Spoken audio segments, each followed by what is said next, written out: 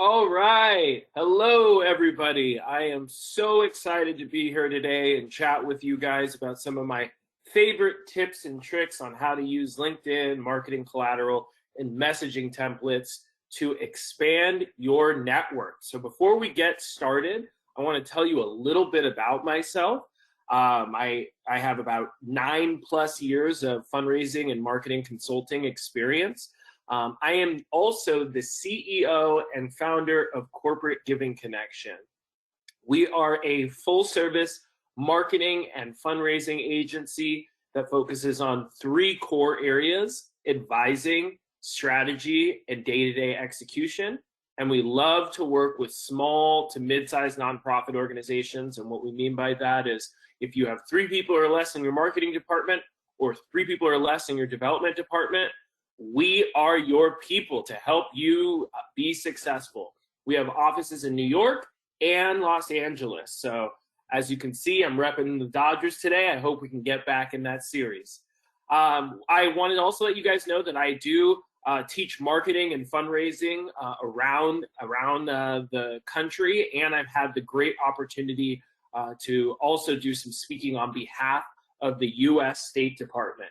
And one thing that I'll bring up throughout, if there's ever a time where you need help brainstorming new ideas in terms of fundraising or marketing and you just need somebody to chat with, you have our consultation right here. So feel free, if you ever want to do 30 minutes, I love to help all of my nonprofit brothers and sisters. So let's jump right in, everybody. So if you can, we have a question area, and I want to hear a little bit more from the audience. What is your greatest challenge in expanding your network? I'm excited to hear what you guys have been going through, and hopefully when I speak throughout this presentation, I want to make sure that we're really addressing those pain points that you're currently having now.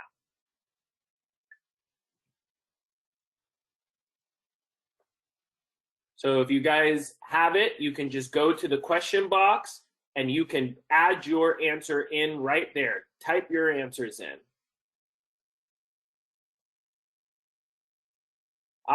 Okay, now they're coming in.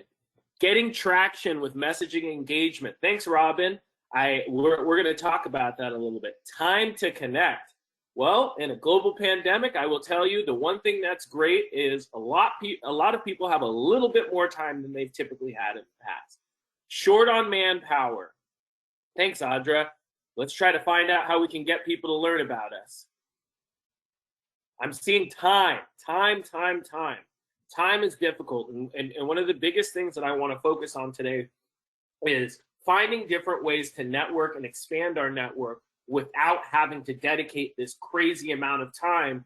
And, you know, hey, in a world where conferences and networking events are not as prevalent as they once were, we have to find ways to get ourselves in the room with these new donors and these decision makers. I'm seeing a lot of different comments about time, and also just finding momentum and finding relevant individuals. This is all really, really good stuff. So I'm excited to dive in and just give some of my tips and tricks.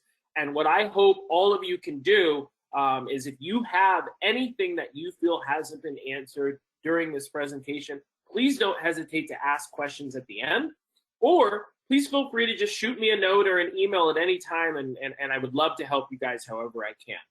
So just to give you guys an idea on what we will be covering today, we're going to learn how to use LinkedIn to receive introductions and increase our network of supporters. So we're really going to dive into LinkedIn. LinkedIn is one of my favorite social media methods, and I'm excited to share some of my favorite tips and tricks there. We're also going to identify what a marketing collateral toolkit should look like. What is something that really can help your organization stand out, but what can also get you in the room with some of these corporate donors or some of these major gift donor supporters. And then developing templates that make introductions as simple as possible. One thing you're going to learn a lot about me today is I love email templates. And that's one of the biggest pieces of advice that I'm going to be sharing with you today, is how can we master the art of the email template to help us expand our networks. So as you see, it will be fairly brief, but we're going to try to spend as much time as we possibly can on LinkedIn, introductions, marketing materials, and email templates. So let's jump right in. Let's talk about LinkedIn connections.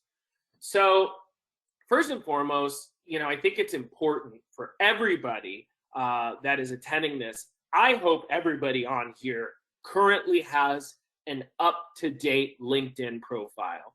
I know that might seem like the base level of what is expected of us as nonprofit professionals, but I think it's very important to make sure that you are continuously updating your LinkedIn and making sure that it's up to date and that at least it reflects the current organization that you're working with. So I think what makes LinkedIn so great is it gives you the ability to target and recruit new supporters. It really does give you the opportunity to not only find new donors, new volunteers, but also like-minded people in the space.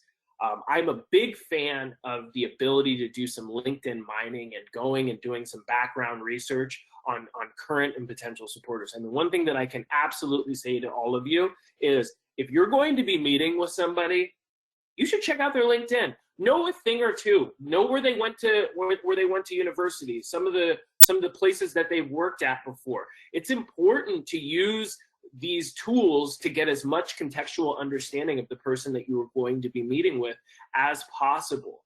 Another thing that I love about LinkedIn is just the sheer fact that, yes, having a first connection is a great tool, but it's even better to find out who are those second connections. I'm a big believer in really exploring LinkedIn and trying to find out, okay, I know who's in my network, but I need to know who's in my greater network, and I need to find out, do I know this person well enough to actually make an introduction on my behalf? So I'm a big believer in these second connections.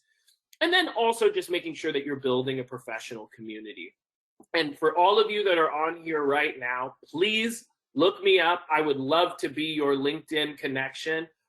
Chris Hammond, Corporate Giving Connection, so you should be able to find me pretty easily.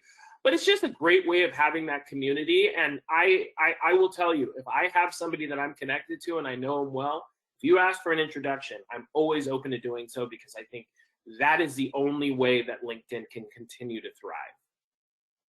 So one of the big things that I want to give you just a few different quick tips that I like to use. So first and foremost, one of my favorite things is make sure you connect with contacts on LinkedIn after you meet them. Look, we live in a day and age where the business card is becoming more and more extinct, right? I can't even tell you how many times where I'll go through, some spring cleaning and I will find 50 business cards that I don't even know where they came from. I have no context on any of them. I don't know that I can't put a face to the name. So at the bare minimum, if you meet somebody for coffee, you meet them for a meeting, you've met them at an event, please go do that extra step of actually friending them on LinkedIn. You will never know how they can help you in the future. It makes all the difference in the world. I hope everybody in here is 100% connected to all of their board members. This is a great opportunity. One of the things that I think happens all too often is board members will say, oh, I'm connected to this person, I'm connected to that person, I can make all of these introductions, but when it really comes down to it, they don't even know who they're connected with. And unless it's the people that are top of mind, they don't even realize that they have people that could be entry points into these different corporations. And it's important for you to be able to look at their LinkedIn and say, hey, I actually saw that you were connected with somebody from Facebook, Google, Amazon. I would love for you to make an introduction on my behalf. It lets you be assertive and very clear with the ask that you're going to be giving to your board members. But for a lot of people, it also really gives you a nice opportunity to find out, okay, they seem like they have quite a few connections. If you have a board member that has said that they're willing to help and they want to find different ways to support the organization, so much that they'll let you go in their LinkedIn, I say take them up on it. We have clients all the time that will let us have access to their CEO's LinkedIn so we can mine ourselves and see who exactly they're connected to. And we can go back and bring them a list and say, hey, I see that you're connected with 15 different people that really could be people of interest, that could potentially be major gift donors or board members, or just people that could really help us from a corporate perspective. Would you be willing to make an introduction? And it just helps you give them a way to help rather than letting them come up with an idea themselves. And then one big piece that we'll talk about is board recruitment. There is this awesome feature on LinkedIn that a lot of people don't know about, but there are people that are actually putting on their LinkedIn that they are willing to join a board. And if you have not seen this feature before, I'm going to show you where you can find it. And it's also just going to be a great way of going and speaking to people that you already know they are passionate about your sector, and that they also want to find a way to help. So this is going to help you guys grow your board and make sure that you're no longer having people on the board that just like to be on there by name only, but are actually willing to do the work. So this is one area on LinkedIn that I would like for you guys to get really familiar with.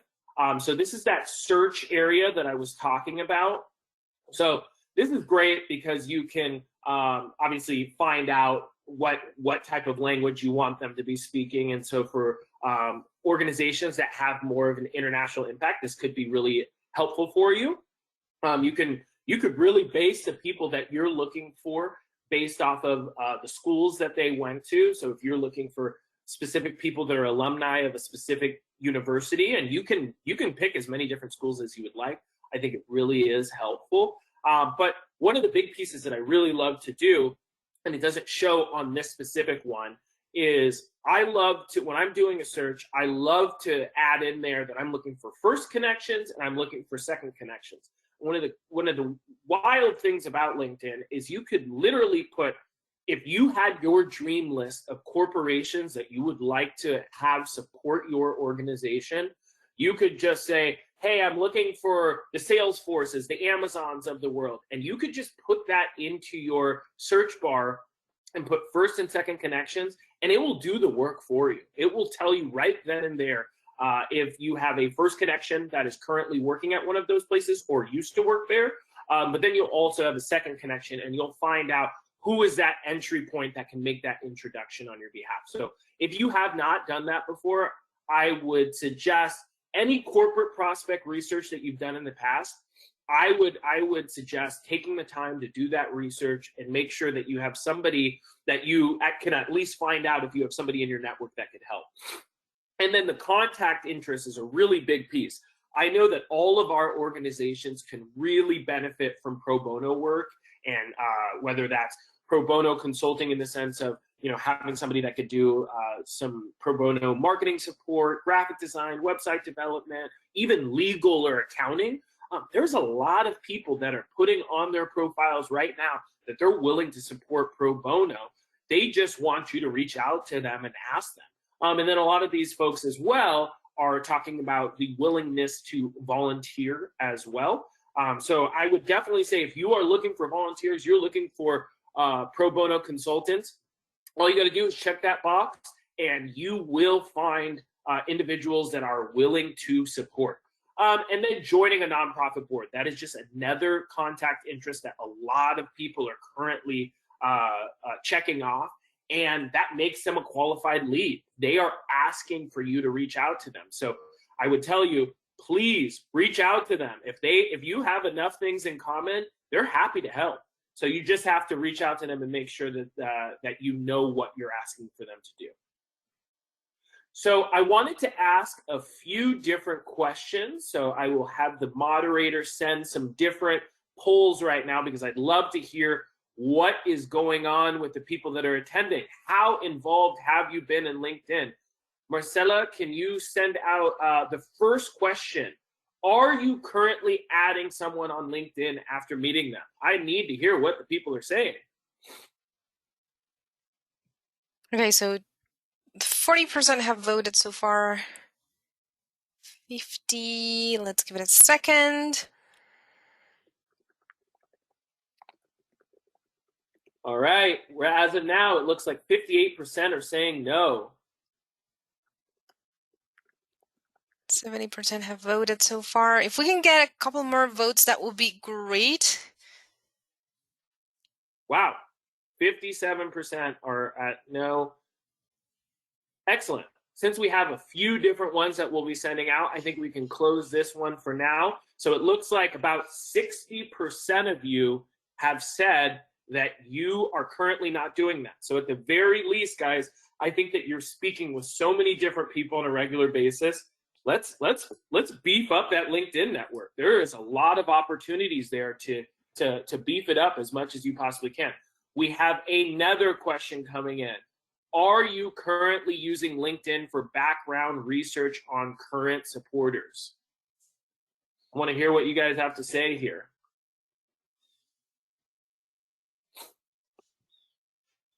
%50 have voted so far.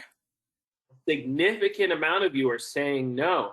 I got to tell you, so many of us, it's very quick for we're quick to think, oh my gosh, I don't know who's in our network. We just don't have the right people in our network. It's all about finding out who is in that greater network. You would never know who could be that gatekeeper who could open that door to this new community of potential supporters for you. So please mine through your supporters LinkedIn. So as of now, we had 62% of you that said that you are not doing that. Are any of you currently connected with all of your board members on LinkedIn?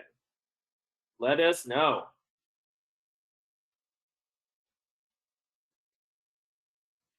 Wow. Okay. So as of now, we are getting 80% of you are saying no to that. So, look, we all have board members that we wish could be a little bit more active. This is the easiest way to get them active. If you have a foundation prospect research list or a corporate prospect research list that you are looking at and you're like, wow, we have some funders that could really support our organization. We just don't know how we can get in there. This is a great way to find out if your board members are actually connected. And then one of my last questions, and I know that for a lot of people, the board member recruitment feature on LinkedIn is new to them. I'd love to find out, are any of you using LinkedIn to recruit board members currently? Wow. 95% of people currently are saying no. I hope after this is done, you are immediately going on the LinkedIn and connecting with me, and then going out there and recruiting board members, because there is a great opportunity there. And a lot of people don't know this feature exists. So wow, 92% said no. Well, now we know LinkedIn has a lot of hidden tools that you can really make happen. So now let's discuss how we're going to get introductions to these people. We've already identified that they're a fit, whether they could be a pro bono person, a major gift donor, maybe a lead into a corporation or a board member. So what are we going to do now? I am a big believer that we are all just one step away from a person that can make a tremendous impact for your organization. You just have to make the introduction has to make sense, and you have to be thoughtful, you have to be strategic, and you have to make it simple. As long as you follow those three directions in terms of trying to ask for an introduction for somebody that can actually make an impact with your organization, it really does pay tremendous dividends. So some of my favorite questions to ask when I am and I think it's important to ask ourselves before requesting for an introduction is, who do you want to be introduced to? So I think for a lot of us, this might seem like a fairly easy question, like, hey, I want to be introduced to a specific person. But you will be surprised that a lot of people are currently saying, yeah, just introduce me to somebody at this company, or somebody at that organization, or somebody of this caliber. If you're not you're asking somebody to do a favor for you. So we need to make sure that we are being as specific as possible when asking for that introduction. So first off, identify who that person is that you need to make an introduction to. And sometimes that's going to take some background research on our end, but when we're going to ask that person, that second connection of some sort, to make that introduction for us, we need to be clear. What is the ultimate goal? I think it's really important to know, be straightforward with somebody. If this is about trying to get them to join a board, if this is about trying to get them to make a donation or attend an event, just be honest, because that's going to help them vet if this is even a worthwhile introduction for you. You want them to know what you're asking for so that they're not blindsided, because if they're blindsided when they make an introduction on your behalf, that might be the last introduction they ever make for you. So please be very clear on what that goal is and how it's going to be beneficial to you. And then when you need this introduction by, I'm a big believer in having deadlines of some sort. If you do not have a deadline, and if you're not clear of when you need this by, there's going to be no urgency. So you want to create that internal urgency for the person making the introduction so that they know that this is something that you're going to need and you need this by this time, and something so you can follow up with them. If you don't have any urgency, they're never going to make that introduction on your behalf. And then when you're asking for this introduction, some questions that you need to ask yourself as well is, why do you deserve this introduction? If you don't know that person really well that's making the introduction on your behalf, can they go out and say that they actually can vouch for your character? It's important to really look at people in your network and make sure that you've at least had some sort of connection so that it makes a little bit more sense of why they're making the introduction on your behalf. I'm not saying that you have to know them very well, but it is important that they can at least vouch for your character in some way. And then where would you like this introduction to take place? I am a big believer in having the introduction be something that takes place via email, but sometimes it can be something where you're asking, hey, we're going to be attending that event. I would love for you to make that introduction while we're at the event, so it's a little bit more organic.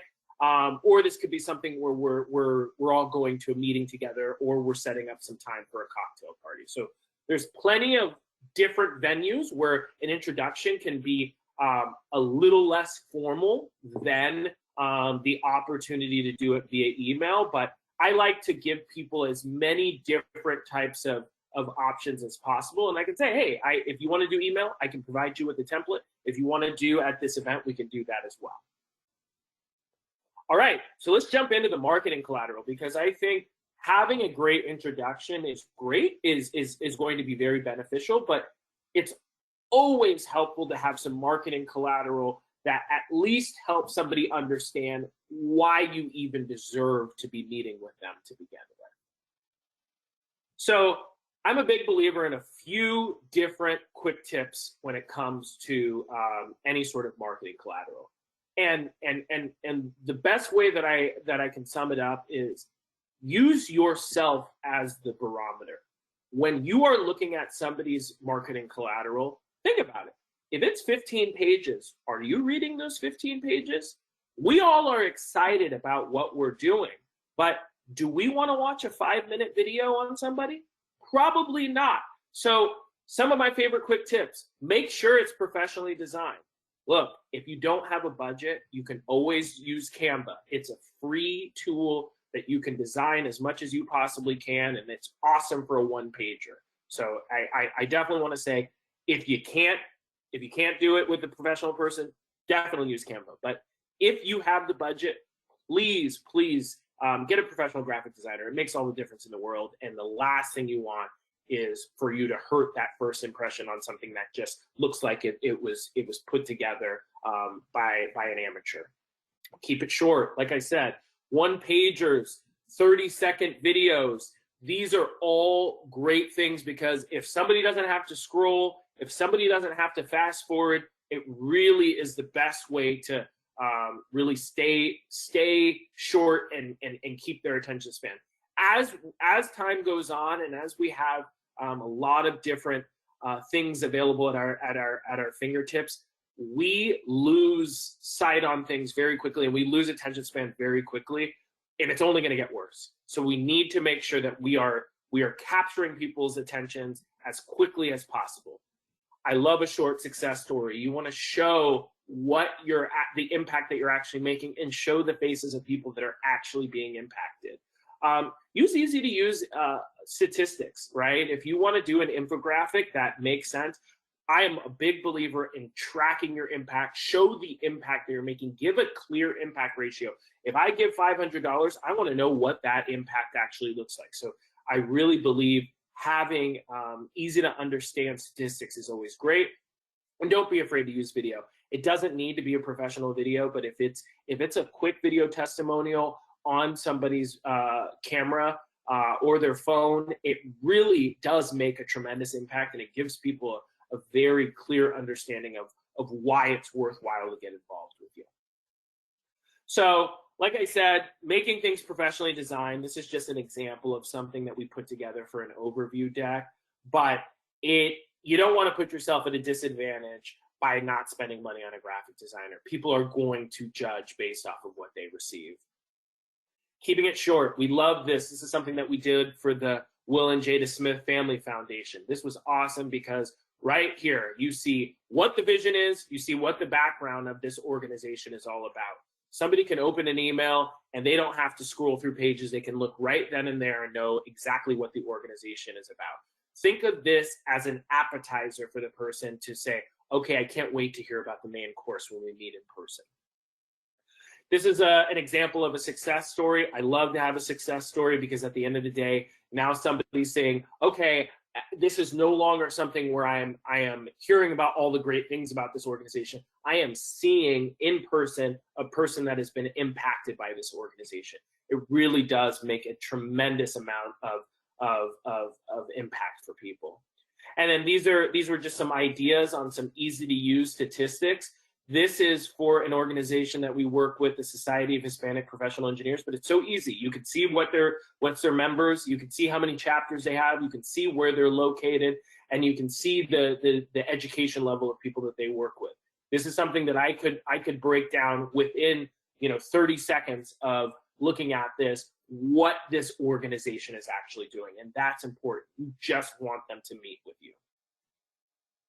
And then we love video, right? I am a big believer in sizzle reels that are, a minute and 30 seconds or less, video testimonials at the bottom that have, whether it's, members, board members, or people that are involved in your organization that are involved in your programs, talking about what the impact has done for them. But one piece that I think a lot of people overlook a lot of times is the animated explainer video.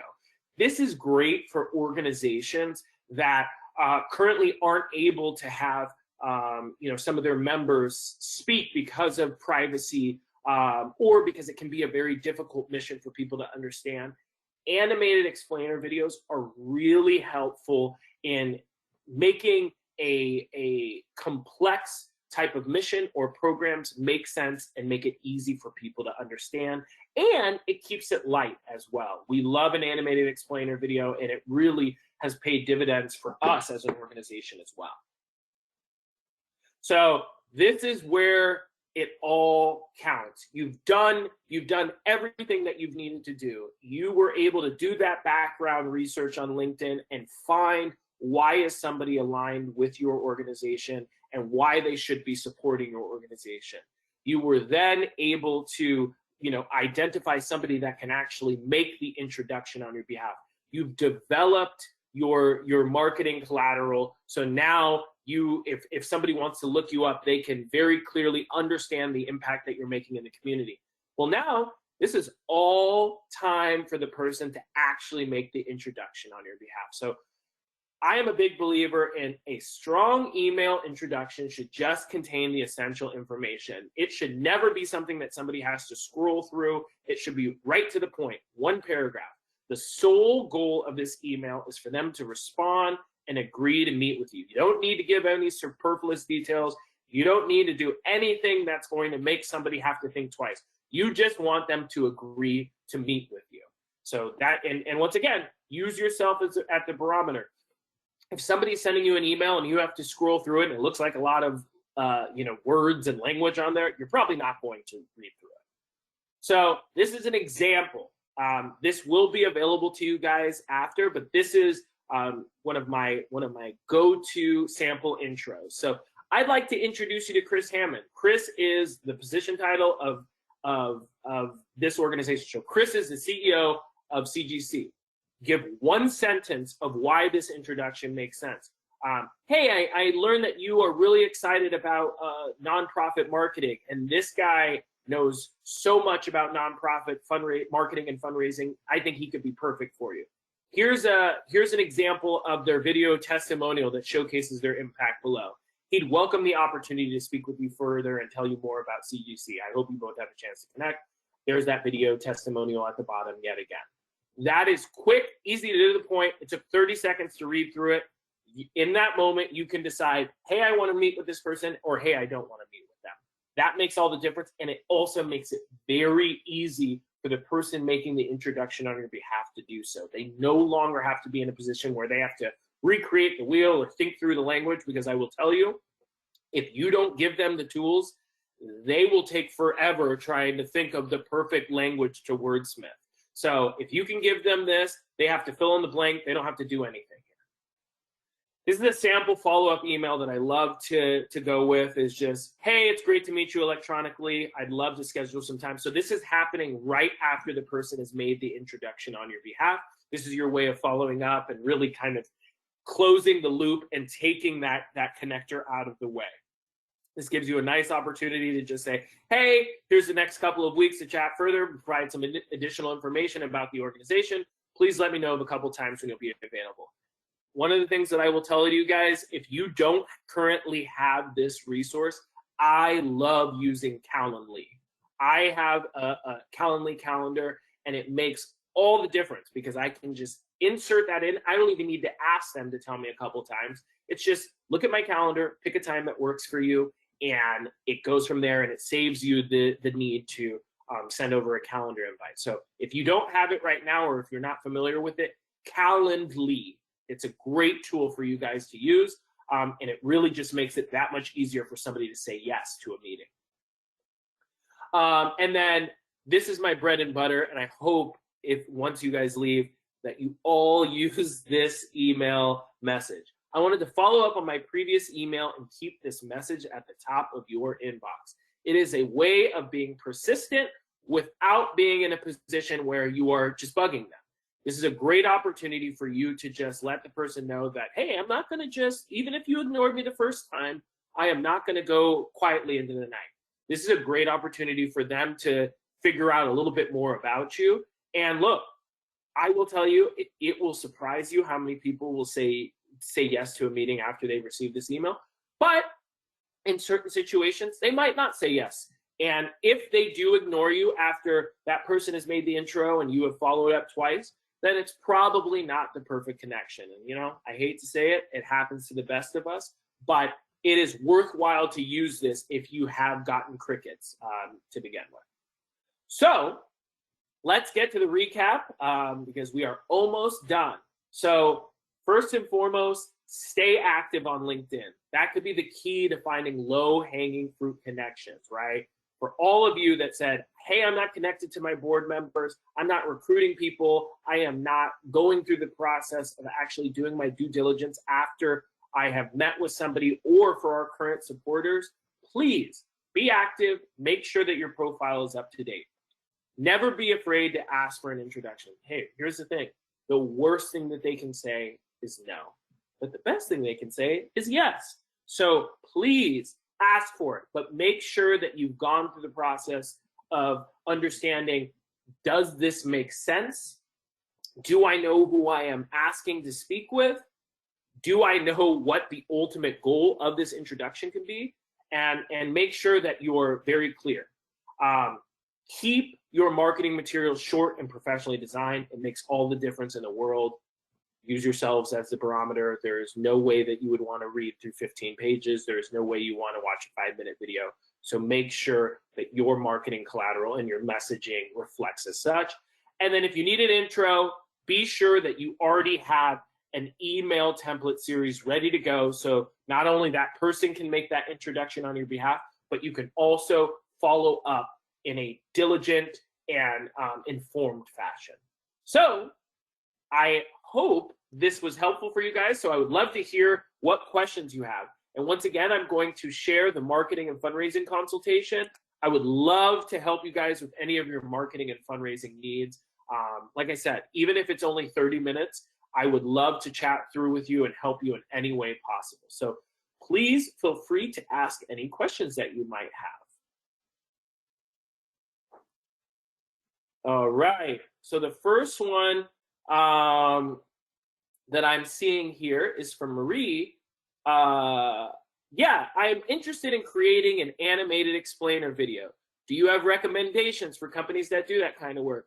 We do, and we would love to help. But for anybody that, I would just say there's a lot of organizations out there that do animated work, and they'll help you create the storyboard. You'll inform them on exactly what you're trying to accomplish with this. And I just would say, go out there and be very clear on what you would like the goal for this animated explainer video to be, and let them show you some of the recent work that they've done to make sure that it's a fit for you. But if you are open, please, everybody, you can always reach me at Chris@CGC Giving or sign up for your consultation. All right, let's see if we have other questions. How do you spell Calendly? Calendly. All right, I think that was hopefully, and I'm sending it on here as well. Perfect. Perfect, perfect, perfect. All right. And then,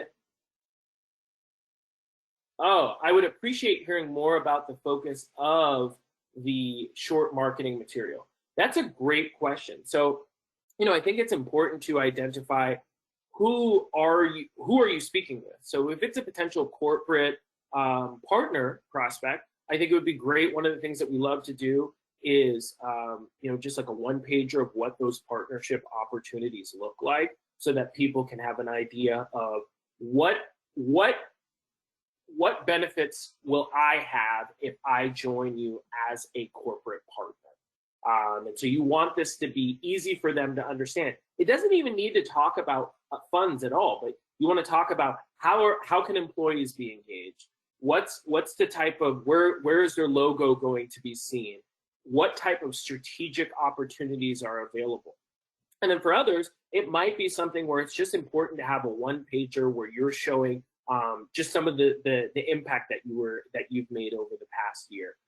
Just like I had shown you for the Society of Hispanic Professional Engineers example, that was a great way of seeing this is the impact that we're making. This is what our organization is made up of. These are what the people that are our supporters look like. So I always am a big believer of having multiple types of marketing collateral. So whether it's the video testimonials, whether it's an overview video, whether it's an overview deck or a presentation deck or a partnership deck, have these different type of materials so that when you're actually speaking with someone, you can curate exactly, you can curate it based off of the person that is actually going to be receiving this. I hope that was helpful. And then I'm just sending my email as well to all of you so that you can feel free to reach out. Do we have any other questions as of now? I'm excited to hear, Michelle, that you're ready to get started. So I hope you have these tips and tricks that now you can be as successful as possible on LinkedIn. And I hope that I end this this presentation with a significant amount of new LinkedIn connections, because I can't wait to chat with you all. All right. So if anybody doesn't have any other, I saw. Go ahead. Sorry. Will there be a replay? This will be recorded, so you will have the opportunity to watch this again if you would like to. Did you see any other additional questions? Yeah, I saw one from earlier. It's from BK. They're asking, what is the difference between connecting and following? Great question. So following is just more so, I would say following is for people that are a little bit more active on LinkedIn, and so you want to make sure that you're getting updates every time that they're posting or sharing something on LinkedIn. But connecting is something where you're actually having more a connected relationship where you could message them, you could share specific items with them. Follower is more you're part of the community that they're speaking to. Connection is more of, hey, I am a person that's part of your network that I can actually be a thought partner and sharing information with you and getting information from you as well. Okay, I don't see any other questions so far, so let me know if you want to wrap it up. All right. Well, thank you guys so much. I really enjoyed speaking with you all, and I look forward to staying in touch, whether it's via LinkedIn or email, or if you signed up for a consultation. And I really do hope that this really helps you expand your network and continue to find new diamonds in the rough on LinkedIn. Oh, and then just one came in that's really, really interesting. Sorry, before we go. Mercedes asks, how do you go about maintaining relationships with LinkedIn followers you don't have a direct engagement with or not in the same industry? I actually think it is helpful to in the early stages. I think it's important to just continue to engage. Like, a lot of people love to share information on LinkedIn, whether it's life updates, career updates. Find those opportunities to like their post, comment on their post, and if there's ever an opportunity where you could just say, hey, you know what? I really like what you're doing at this organization. I would love to, set up a call with you, or a 15-minute chat.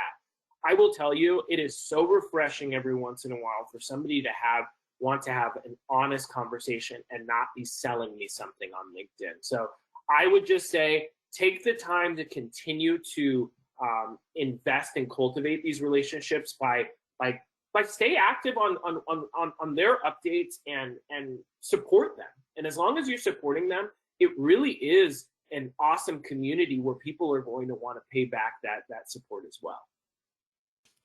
Okay, wonderful. So thank you so very much, Chris. This was a wonderful session, as always.